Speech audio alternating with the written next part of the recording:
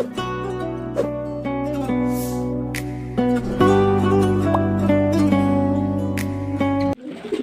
عليكم ورحمة الله وبركاته. ازيكم يا جماعة؟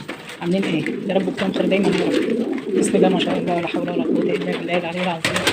اللهم صل وسلم وبارك على سيدنا محمد وعلى اله وعلى اصحابه اجمعين. الف صلاة عليك حبيبي يا رسول الله. يا جماعة، النهارده هنحط مشروب جميل جدا وجميل للهضم وبيعلي المناعة وبينظف المعدة وبيقوي الذاكرة عند الحمام الطاير يرجع لاصحابه تاني. في حمام بيتوه، في حمام بيروح عند حمام غريب ويفضل قاعد عنده بقى، ما يفتكرش انه يرجع تاني لاصحابه. المهم ان مشروب جميل جدا يا جماعه، وتكمله للمشروب اللي في الفيديو اللي قبل ده على طول. الاتنين مكملين بعض يا جماعه.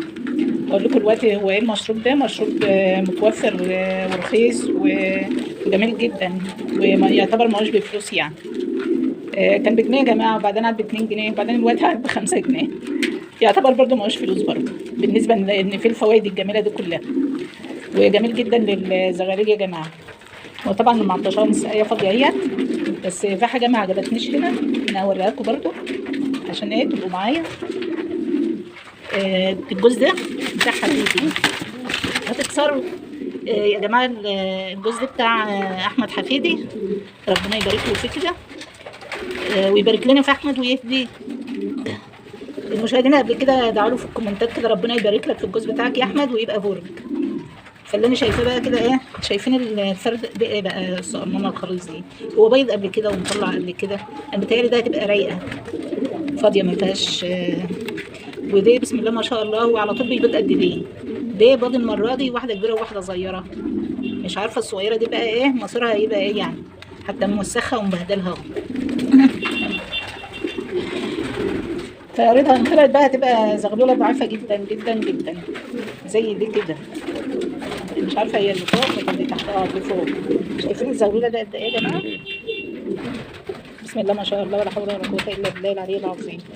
شايفين دي بقى مع الاموات اهي. فانا مستنيه بقى اما حاجه تطلع واقوم نقله الصغيره دي مع جوز تاني يكون لسه طالع يعني. فاحنا ناخد بالنا يا جماعه عشان لو ضروره ضعيفه زي دي ما تموتش خساره.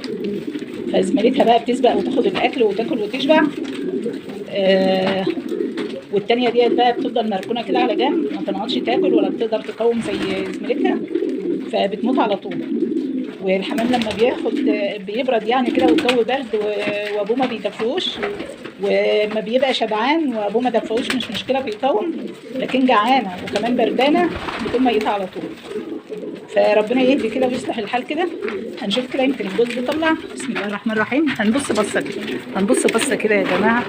لا لسه لو طلع يعني هو ده اللي عليه الدور يطلع. مش عارفه قعدوا ليه بيوسخوا البيض بتاعهم كده، ما عدا اللي منه يعني قدامه يومين كده ويطلع ولا حاجه باذن الله.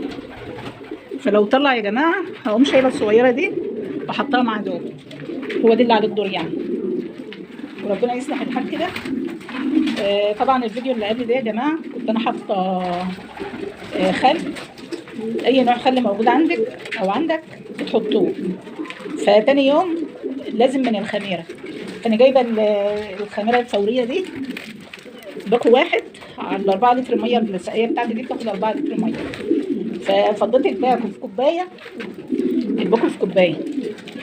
طبعا علشان يبوش بدل ما يبقى حويبات كده وهم يشربوا من الميه ما يستفادوش، فانا حطيته يدوب الاول كده، وبعدين هنحطه بسم الله في 4 لتر ميه يا جماعه. اللي عايز بقى يزود الميه يزود الخميره. بسم الله.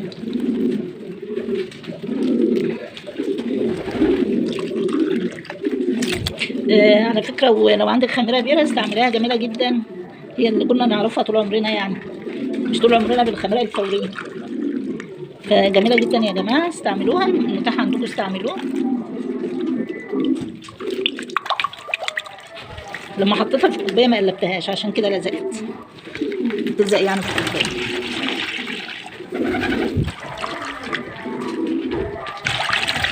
اتفضلوا كده، اياك اجي بكره الاقيه عايزاكم كده باذن الله تشربوها دلوقتي. اتفضلوا يلا. كان المفروض اقلبها بمعلقه ولا حاجه، فانا بصراحه كسلت. وفي ناس بيحطوا عليها معلقه سكر عشان تخمر، تحطها لهم خمرانه. ونحط منها لفراخنا يا جماعه وطيورنا كلها. اتفضلوا يلا اشربوا. اتفضلوا اهلا وسهلا بكم عطشانين. يلا كده بسم الله سموا الله. اتفضلوا.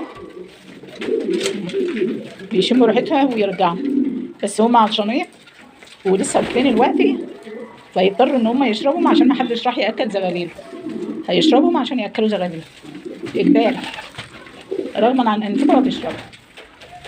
بسم الله ما شاء الله لا حول ولا قوه الا بالله العلي العظيم. نصلي على النبي سوا في الكومنتات يا جماعه. اللهم صل عليك يا حبيبي يا رسول الله. نحط لايك جميل كده عشان القناه تترفع بنفسكم كده يا جماعه، والكل يشوفها ويستفيد منها، علشان كل الناس كده في كل الدول تستفيد باذن الله. فيديو صغير كده يا رب يكون خفيف على قلبكم. بسم الله ما شاء الله ولا حول ولا قوه الا بالله العلي العظيم. احنا مع بعض اهو. البيضه الصغيره دي اللي تحت الحمام بتاع احمد، اللهم صل على النبي، اما تطلع كده هنشوفها قد النمنمه دي، ولا ارميها بيضه تترمي ولا ايه ظروفها. كلها كام يوم كده ونشوف الظروف ايه يعني. هو بيض بقاله اسبوع لسه يا جماعه، فهنشوف كده لما يكمل ال 18 يوم باذن الله هنشوف البيضه الصغيره ده هيبقى مصيرها ايه.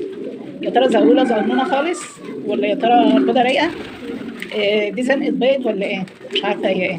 ساعات في الفراخ يا جماعه والبط تلاقي البطه بيضتها كبيره جدا وبيضه قد بيضه الحمامه، فطبعا دي بناخدها نرميها عادي خالص. ما بنلاقيش فيها صفار، بنلاقيها كلها زلال ابيض كده، وركنتها في وسط البيت زي قلتها. فانا بتهيألي ده هتطلع كده يعني، والله اعلم. الله اعلم، ما يمكن تطلع احسن ضفر دي، فانا مش هكسرها، ولا انا عندي حب استطلاع اكسر الحاجه واشوف ايه اللي جواها. فانا هصبر ان الله مع الصابرين لغايه ما نشوفها هتطلع زي زميلتها ولا لا. تجارب يا جماعه وبنتعلم، زي ما احنا بنتعلم من بعض كده الزمن بيعلمنا كده الحاجات الغريبه اللي بنشوفها دي. ونقول الحمد لله، ونقول ربنا يوسع علينا وعليكم، ونقول نصلي على النبي في الكومنتات كده يا جماعه. يا جماعه صلوا على النبي في الكومنتات هتاخدوا ثواب والله. من زمان قوي، انا بقالي سنه اهوت عماله اقول لكم صلوا على النبي في الكومنتات. الف صلاه عليك يا حبيبي يا رسول الله. بسم الله ما شاء الله لا حول ولا قوه الا بالله العلي العظيم. الواحد اللي ادى لاولاده راح يزق لهم اهو التاني لسه ما شربوش ولا حد رضى يشرب الا ده. راح يشرب عشان ياكل ولاده. التانيين بقى مش موافقين بالميه بخميره. خميره جميله جدا يا جماعه، بترفع المناعه يا جماعه. نحط خميره كل اسبوع مره كده، ونحط قبلها خل، قبلها بيوم نحط خل. الخميره تاني يوم بتحيي البكتيريا النافعه يا جماعه. سبحان الله، ما بتحييش البكتيريا الضاره. البكتيريا الضاره الخل موتها وموت البكتيريا النافعه. فالخميره الحمد لله بتحيي البكتيريا النافعه. الحمد لله. شويتين من حكمه ربنا. سبحان الله. بنقول الحمد لله يا جماعه ان انتوا كلكم كده حطيتوا لايك جميل وشاهدتوا الفيديو كده للاخر، وبنشكركم كلكم كده. والسلام عليكم ورحمه الله وبركاته.